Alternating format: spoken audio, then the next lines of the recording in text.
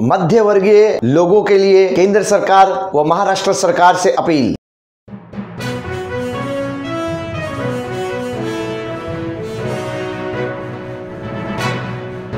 मैं अफराहिम मीर, आज का महानगर में आपका स्वागत है। आज का महानगर के चीफ एडिटर शेख सलाउद्दीन ने केंद्र सरकार और राज्य सरकार से अपील की है। वो क्या है अपील, हम आपको आगे दर्शाते हैं कि मध्य वर्गीय लोग कर्फ्यू, लॉकडाउन और महामारी के कारण सबके काम धंधे बंद पड़े हैं, उद्योग व्यापार सब बंद पड़े हैं, जिसके कारण रोज कमाने और रोज खाने वाले मध्य वर्गीय लोगों पर जिस तरह से पूरे भारत में बुरा असर पड़ा है, इसके कारण उन्होंने भारत की केंद्र सरकार और महाराष्ट्र की सरकार से उन्होंने अपील की है कि कम से कम राशन कार्ड के मुताबिक मध्य वर्गीय लोगों पर अपनी नरमी दिखाए और जो बिजली का बिल जो यूं ही लोगों पर चढ़ता जा रहा है उस पर कुछ रियायत करे, उसका कुछ फैसला करे। आइए देखते हैं कि हमारे चीफ एडिटर श्री शेख सलाउद्दीन ने केंद्र सरकार और राज्य सरकार से क्या अपील की है। आज हम बात करेंगे महाराष्ट्र में हो रहे लॉकडाउन से होने वाले फ़ायदे और नुकसान, मुंबई वासियों को जो परेशानियों का सामना करना पड़ रहा है और मुंबई वासियों को लॉकडाउन का जो फ़ायदा हो रहा है उसकी हम बात करेंगे। अगर जो हमारा सुझाव और हमारी बात जो जनता की एक आवाज़ है वो आपको अच्छी लगे तो आप उसको शेयर ज़रूर करें और लाइक करें और सब्सक्राइब करना नहीं करना ये आपके दिल की बात है। दोस्तों, हम आपको आज बताएंगे कि लॉकडाउन जब से शुरू हुआ है, जब से जो महाराष्ट्र के सबसे ज़्यादा पूरे भारत में सबसे ज़्यादा महाराष्ट्र के अंदर संक्रमित पाए गए जो उस पर काफ़ी एक हद तक कंट्रोल हुआ है, तो ये एक मुंबई वासियों के लिए अच्छी बात है कि लॉकडाउन से मतलब बहुत एक हद तक कोरोना वायरस को, कोविड-19 को कंट्रोल किया गया है, इसमें कोई दो राय नहीं है। लेकिन उसका अगर जो उलट देखा जाए तो मुंबई वासियों को बहुत परेशानी को, महाराष्ट्र वासियों को बहुत परेशानियों का सामना भी करना पड़ रहा है लॉकडाउन का। ये तो यहाँ के रहने वालों के मतलब एक जज्बे को हम सलाम करते हैं मुंबई वासियों को। लेकिन जो 20 लाख करोड़ रुपया भी मोदी जी सरकार की तरफ से ऐलान किया गया था सेंट्रल गवर्नमेंट से कि उसका फ़ायदा सबको मिलेगा, लेकिन फिर भी कुछ ना कुछ महाराष्ट्र के अंदर और मुंबई वासियों के अंदर एक कहीं ना कहीं एक ऐसी कशिश, ऐसा कुछ है जो वो मतलब बोलना चाहते हैं या बताना चाहते हैं कि हमको मतलब जो परेशानी का सामना करना पड़ा आखिर उसका निपटारा किस तरह से होगा। छोटी छोटी दुकानदार, जो छोटे छोटे दुकानदार लोग हैं जिनके पास 3-3, 4-4 लोग काम करते हैं, वो 22 मार्च से मतलब जो बंद पड़ी है आज तक खुल नहीं पाई।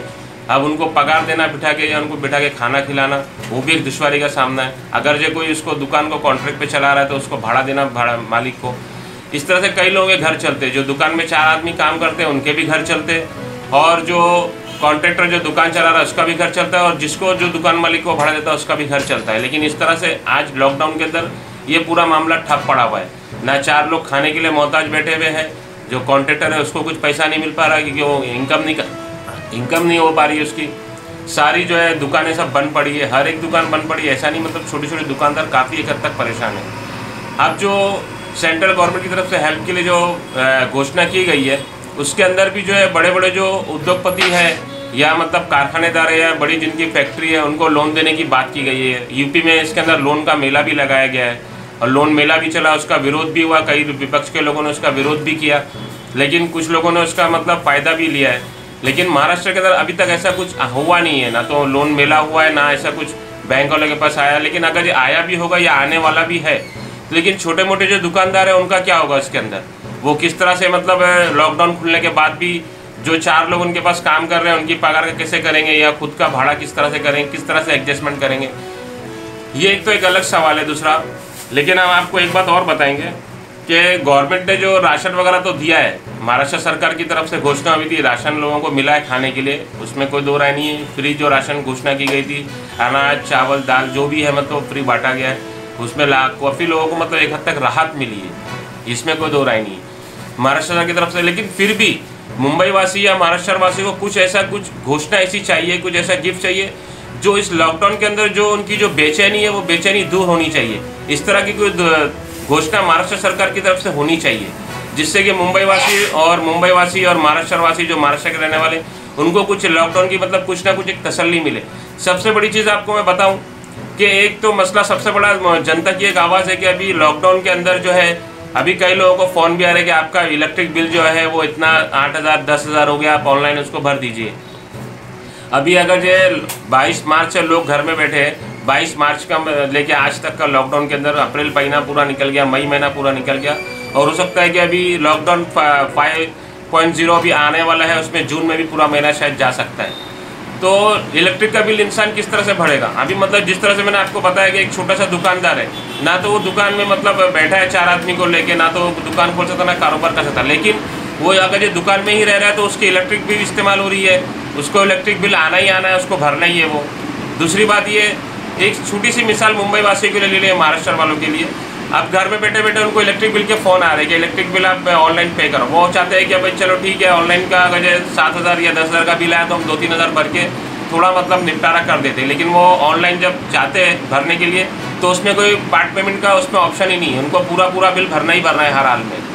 तो अगर जब वो फ़ोन करते हैं इलेक्ट्रिक बिल में, क्या जब फ़ोन आता है कि भाई हम पार्ट पेमेंट करना चाहते, तो बोले अभी ऑफलाइन होगा तो पार्ट पेमेंट आप कर सकते हो, लेकिन अभी ऑफलाइन स्टार्ट नहीं होगी क्योंकि लॉकडाउन चल रहा है।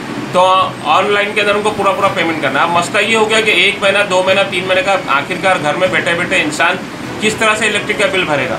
मुंबई वासियों को, महाराष्ट्र के रहने वालों का सबसे बड़ा 2 मसला है, एक तो इलेक्ट्रिक बिल और दूसरा स्कूल स्टार्ट होते ही स्कूल की फ़ीस का भी मसला आ गया है। स्कूल की फ़ीस जो प्राइवेट बच्चे लोग पढ़ते हैं, छोटी मोटी भी प्राइवेट स्कूल हो, उसके अंदर भी इनको स्कूल की फ़ीस हर हाल में भरना ही भरना है। कोई स्कूल की फ़ीस या कोई ऐसा स्कूल की तरफ से कोई ऐसा ऐलान होने वाला मुझे दिखता नहीं कि आपको स्कूल की फ़ीस माफ़ की जाती है, या फर्स्ट टर्म जो 3 महीना होता है, जून, जुलाई, अगस्त, फर्स्ट टर्म का आपको 3 महीना फ़ीस माफ़ की जाती है, आपको नहीं भरना है। ऐसा नहीं है। बड़ी स्कूलों के बड़ी ट्रस्ट है उनकी अपनी खुद की, और कॉन्वेंट स्कूल उनकी अपनी बड़ी ट्रस्ट है, करोड़ों रुपये उनके ट्रस्ट के पास पड़ा हुआ है, वो चाहे तो माफ़ कर सकते हैं। अब वो तो एजुकेशन डिपार्टमेंट के ऊपर है कि वो किस तरह से उनके कोऑर्डिनेशन करते हैं, किस तरह से उनकी बातचीत होती है। लेकिन स्कूल की फ़ीस का भी सबसे बड़ा मसला मुंबई वासियों के ऊपर है, अभी स्कूल स्टार्ट होगा तो। और दूसरा मसला इलेक्ट्रिक बिल का है। तो महाराष्ट्र सरकार से जनता की ये आवाज़ है, और हमारा ऐसा सुझाव है महाराष्ट्र सरकार के लिए कि अगर ये इलेक्ट्रिक बिल अप्रैल, मई, जून का अगर ये माफ़ कर दिया जाए तो इसमें क्या मतलब, जिस तरह से दिल्ली के अंदर कुछ इलेक्ट्रिक बिल बोलते हैं कि वहाँ पर केजरीवाल सरकार ने माफ़ किया है या मतलब नहीं के बराबर है, ऐसा कुछ उनका मतलब वहाँ सिस्टम उन्होंने बना के रखा है कि 100 यूनिट के ऊपर आपको बिल नहीं लगेगा, 100 यूनिट तक का अंदर आता तो आपको बिल का भरना नहीं पड़ेगा, उसके ऊपर आपको भरना पड़ेगा, या कुछ तो भी दिल्ली का है इस तरह से। लेकिन वो मॉडल यहाँ पर अभी तो इस तरह से आया नहीं महाराष्ट्र के अंदर। लेकिन जो हालात आज लॉकडाउन के अंदर हो गए लोगों के, मुंबई वासियों के, लेबर क्लास तो टोटल यहाँ से, श्रमिक यहाँ से चले गए, और लॉकडाउन खुलने के बाद मुझे लगता है कि एक हद तक काफ़ी कोरोना वायरस के ऊपर कंट्रोल होगा, क्योंकि जो श्रमिक थे वहाँ का यहाँ से जाने के बाद पॉपुलेशन मुंबई का शहर का कम हो गया है। मुंबई शहर में जो पॉपुलेशन जो कम हुआ है, उससे जब लॉकडाउन खुलेगा तो काफ़ी हद तक मतलब ये मुंबई वासियों को भी राहत मिलेगी। और ये जो कोरोना वायरस का जो चल रहा है, जो हम लोग जो जूझ रहे हैं आज कोरोना वायरस को, इससे बहुत एक हद तक राहत मिलेगी। पॉपुलेशन कम होने से ये जो बीमारी के ऊपर फौरन बहुत जल्द कंट्रोल किया जा सकता है। अब रही बात इलेक्ट्रिक बिल भरने की, अब महाराष्ट्र सरकार से ये नहीं बोलते कि आप मतलब सबके बिल उसको माफ़ कर दीजिए। हमारा ऐसा सुझाव है आज का महानगर की तरफ से कि अभी हमारे महाराष्ट्र के अंदर जो है 3 तरह के राशन कार्ड होते हैं। एक वाइट राशन कार्ड होता है, एक ऑरेंज राशन कार्ड होता है, और एक पीला राशन कार्ड होता है। वाइट राशन कार्ड जिनका होता है मतलब उनकी आय बहुत ज़्यादा होती है, सालाना इनकम बहुत ज़्यादा होती है, इसलिए उनको कोई सुविधा नहीं दी जाती महाराष्ट्र सरकार की तरफ से। लेकिन जो ऑरेंज राशन कार्ड है, जो पीले राशन कार्ड है, उनकी आय और इनकम सालाना बहुत कम होती है, जिनको सारी सुविधाएँ दी जाती है। तो जिनके पीले रंग के राशन कार्ड है या ऑरेंज रंग के राशन कार्ड है, उनको मतलब इस तरह की सुविधा दी जाए कि उनके कम से कम 3 महीने के बिल माफ़ किए जाए। जैसे कि अप्रैल का हो गया, मई का अगर आने वाला जून जो सर के ऊपर खड़ा हुआ है अभी, तो 3 महीने के बिल अगर इस तरह से माफ़ किए जाएंगे तो एक हद तक जो है पीले और ऑरेंज राशन कार्ड वालों को बहुत राहत मिलेगी। और जो नीचे तबके के जो लोग हैं, या मतलब जो मिडिल क्लास बोल सकते हैं, उनके नीचे जो है, जो जिनकी आय कम है सालाना, तो उनको बहुत एक हद तक राहत मिल सकती है। क्योंकि महाराष्ट्र सरकार अगर ये बिल माफ़ करने निकलती है बिना मतलब प्लान किया कि बिना कुछ सोचे, तो उनको बहुत ज़्यादा भारी नुकसान भी हो सकता है। क्योंकि कितना नुकसान, कितना मतलब भरपाई मतलब महाराष्ट्र सरकार करेगी बिल का। लेकिन ये एक हमारा सुझाव है कि जो पीले राशन कार्ड है और जो ऑरेंज राशन कार्ड है, उनको आधार के ऊपर जो है उनका इलेक्ट्रिक बिल माफ़ किया जाए। कम से कम नीचे जो गरीब लोग हैं या जो मतलब जिनकी आय कम है, उनको एक राहत मिले। यह अगर जो हमारा सुझाव अगर जो महाराष्ट्र सरकार तक हम पहुँचे, हम ऐसा चाहते हैं, और जनता की भी यही आवाज़ है। अगर जो हमारा ये वीडियो या हमारा ये सुझाव आपको अच्छा लगता है तो आप ये वीडियो को लाइक ज़रूर करें और इसको शेयर करें, ताकि महाराष्ट्र सरकार तक ये हमारा जो सुझाव है और जो जनता की आवाज़ है वो पहुँच सके, और महाराष्ट्र सरकार उसके ऊपर कुछ विचार विमर्श करे अपने, और किसी तरह की कोई घोषणा का ऐलान हो सके। और अगर जो आपको सब्सक्राइब करना है हमारा चैनल, नहीं करना वो आपके दिल की बात है, लेकिन ये सुझाव अगर जो हमारा कुछ आपको अच्छा लगता है तो आप इसको लाइक ज़रूर करें और शेयर ज़रूर करें। आज का महानगर से मैं आपका धन्यवाद करता हूँ। नमस्कार। ये थी हमारी आज का महानगर के चीफ एडिटर की केंद्र सरकार और राज्य सरकार से एक विनती भरी अपील। ऐसी खबरों के लिए देखते रहिए आज का महानगर। हमारे साथ जुड़ने के लिए हमारे चैनल को सब्सक्राइब कीजिए और बेल आइकन भी दबाइए।